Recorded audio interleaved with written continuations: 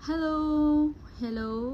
For today's video, kauwi ko lang ng bahay. So, research muna.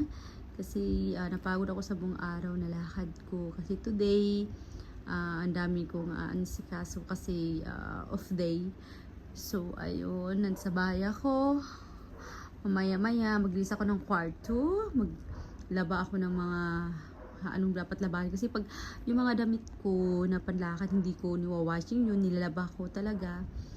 Tapos tupin ko yung mga damit na nagugulo kasi morning lagi ako nagmamadali, rush hour lagi yung oras ko pag oras na ng trabaho. Kaya pag nagmamadali ako, hublot na lang ng damit.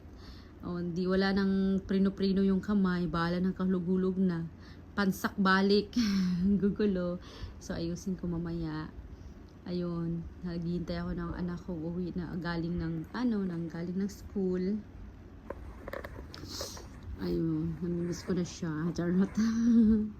Kasi makulit na talaga siya. Kasi malaki na siya. Para siyang kaibigan kong kausap. Ganun. Kaya laban lang mga nanay. Ganun talaga. Laban tayo, hardworking. Hanap ng pera para sa mga anak. Para sa anak. Para sa sarili. No? Sa mga abroad dyan, no? Alam naman pag nasa abroad tayo, kahit may asawa ka, pag tawag na sa abroad ka, pag may nagiging ang pamilya mo, bigay ka agad, ganun. Pag hindi ka nakapagbigay, iba na, masama na, marami ng chismis, ganito, ganun, naging masama ka na, ganun. Silong nakarelate dyan, ano? Kaya pag yung mga nasa abroad, kalma-kalma na lang pag tumulong sa pamilya. Pwede tumulong, wala nang problemang tumulong, pero may limit, no? Kasi danas na danas ko na yan po. So ngayon ako kalmado na. Bawas tulong na, at kung pwede wag na muna, 'di ba?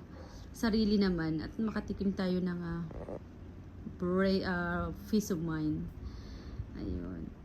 Kasi pag once na tumutulong ka lang tumutulong sa pamilya mo, naiisip at aasa-asa yan sa'yo. So ayan, kaya ako unti-unti na akong kumukustan.